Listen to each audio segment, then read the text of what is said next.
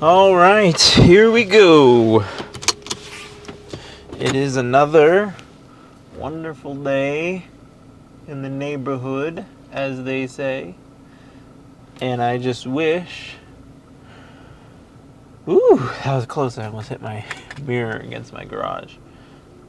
I just wish that everything that I want could come to fruition. And that nothing I didn't want could happen as well. I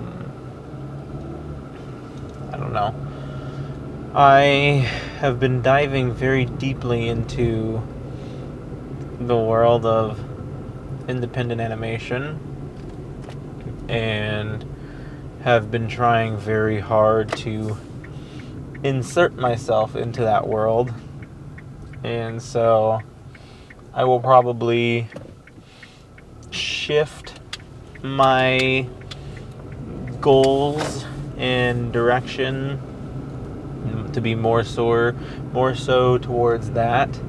I still want to give Compression Man his own unique channel, but as I explore the concepts and things that I can dedicate my channel to, the indie animation scene seems like a fruitful, how do I want to say this? The indie animation scene seems like a fruitful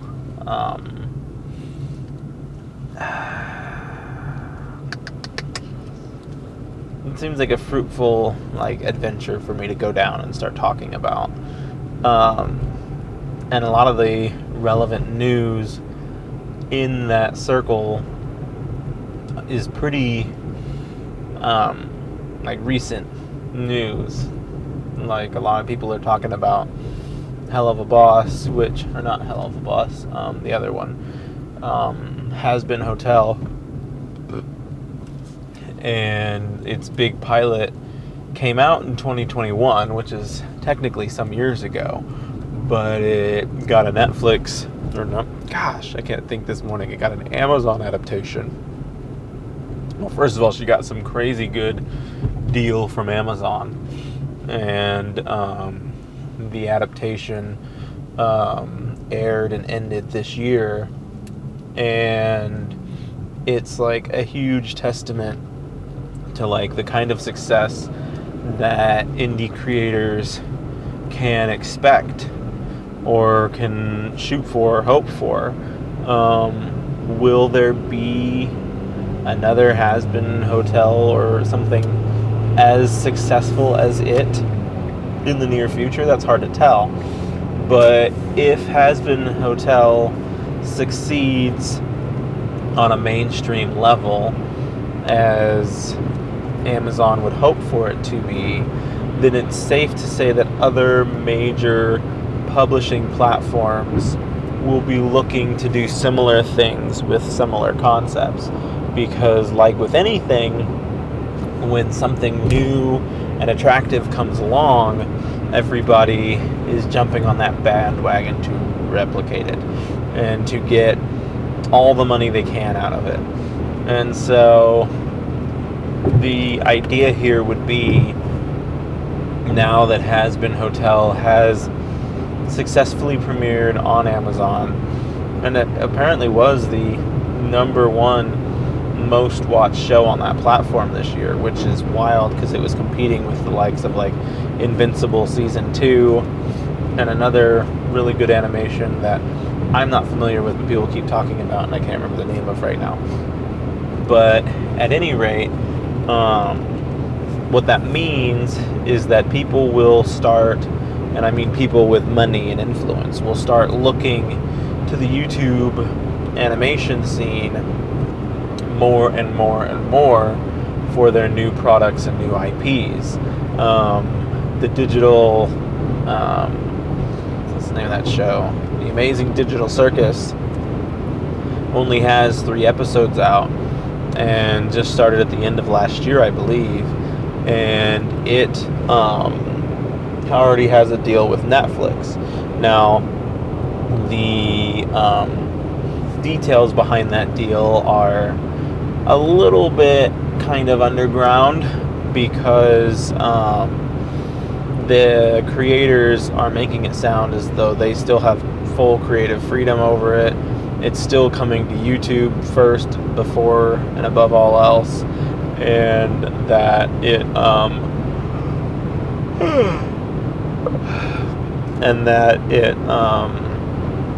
will forever be like their brainchild, and that they will protect it and make sure that it remains in their vision, which is important, because I call it the disco effect. But because of the disco effect, or whatever you want to call it, when previously niche, small, sub-interesting things reach the cataclysmic stage of being infinitely popular, and the whole world's now paying attention to it, that's when it loses its identity and stops becoming what it truly is. And so, like with disco, when disco started out in the mid-70s, it was its own little scene, and very few people who were part of the in crowd at the time really knew what it was. And then it blew up and took over, and the whole world latched onto it. And when the whole world latched onto it, it became saturated. It lost its appeal, and eventually it had a unique death in its respective market, where most everything else doesn't die so plainly, as it just kind of just exists at that point as a mainstream thing.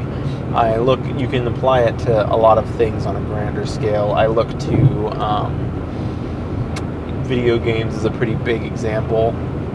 Video games are something that, like, as a whole, maybe has only existed mainstream for the past 50 years, and that's like a maybe. Like, the first major home console was the Atari 7200 or whatever crazy number they attached to it, and it came out in like 78 or 79, I think. And then arcade cabinets blew up and took over the world in the 80s, and then from the 80s you move on to home consoles blowing up in the 90s and taking over, and then in the 2000s internet gaming blows up. And once internet gaming became mainstream, that's when the games themselves became mainstream, because up until that point gaming was still a very niche hobby, and only select people, like the nerdier people in the world, were really gaming. And that's when most people would say gaming was at its heyday. It reached a fever pitch in the Xbox 360, PlayStation 3 era, and it became more of a mainstream hobby. And you can see a noticeable shift between the games that were being made back then to appeal to players as good games versus the games that were being made towards the end of the life cycle, when they were just copying and pasting same stuff different day in an effort to turn a profit. And that's, once again, disco was a niche thing, and then it saturated the world, and then it died. And I don't think gaming is going to die or go anywhere, but it's definitely lost its quality over the years. And the other thing that's especially dangerous, with something that's been around for so long, is you now have generations of people who grew up with games where this copy and paste is the standard, and that's just what they're used to. And so people who know better, who experience something different, are now just marked as grumpy old people who hate the world because the games that they used to know and love are now just hot steaming piles. And it's difficult to not get bothered by that at all. And I wish that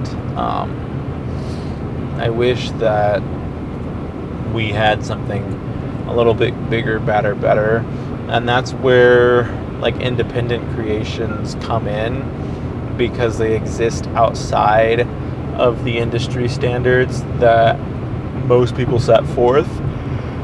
And it's a mixed bag when you go down the indie scene, because there's a lot more chances that you'll run into crap.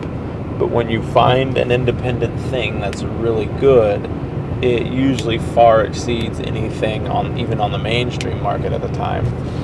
And that's why it's extremely popular and extremely good for people to be able to cling to an indie market, especially if it's an indie creator that can create well.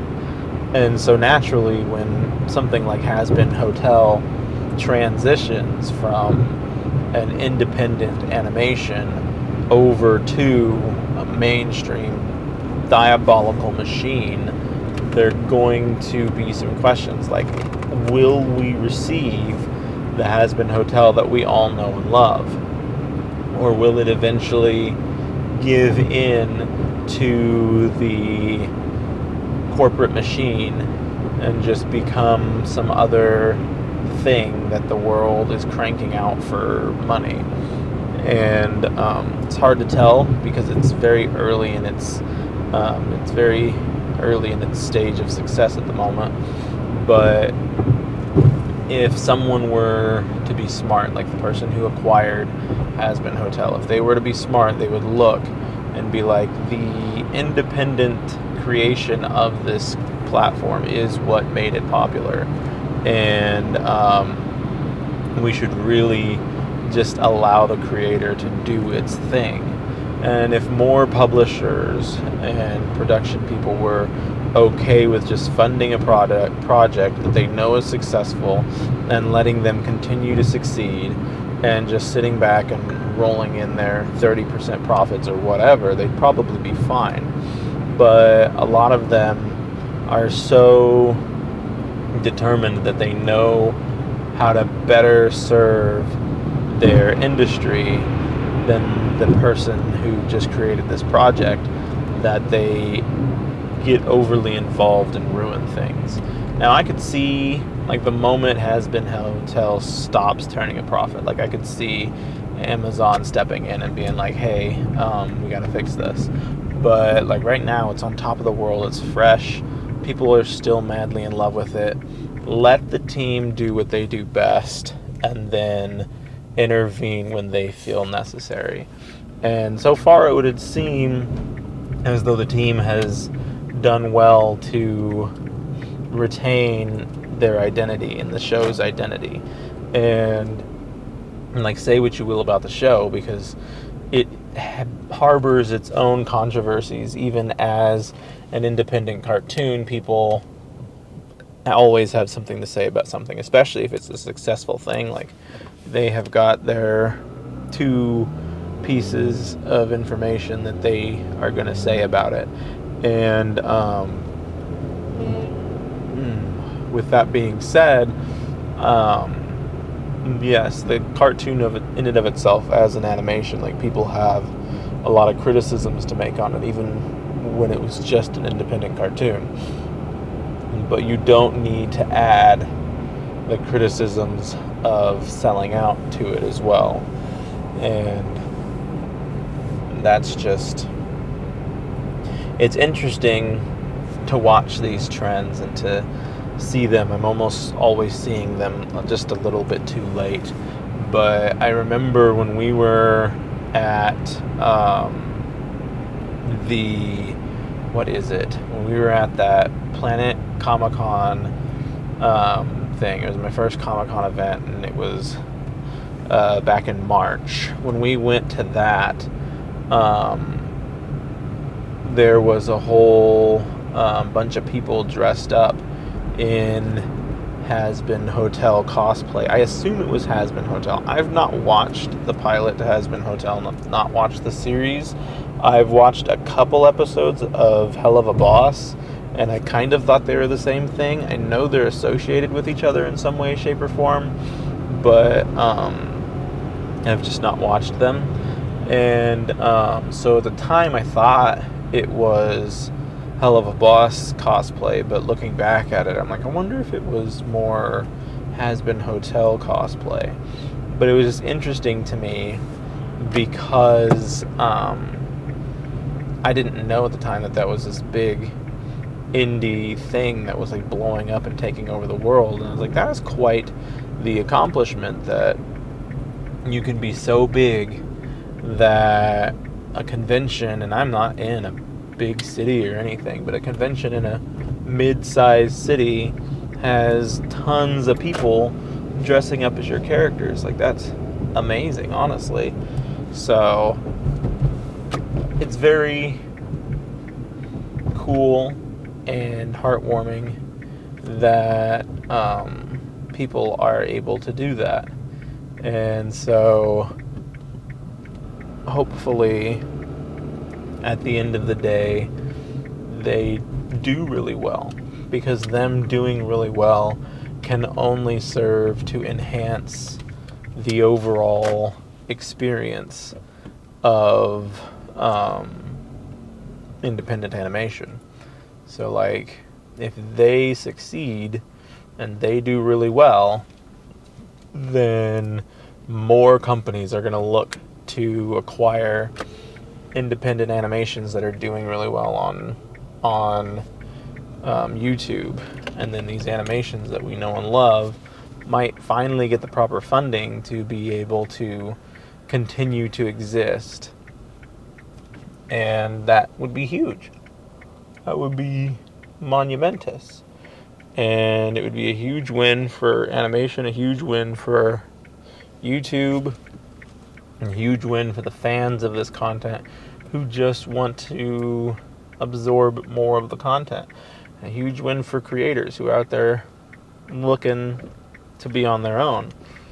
And so I can look at Has Been Hotel and recognize that it's not necessarily for me in the sense of the content that it shoots out and whether or not I want to be a part of it or would find that to be entertaining, but I can appreciate what it's doing for the market, and what it's doing for the market is incredibly good.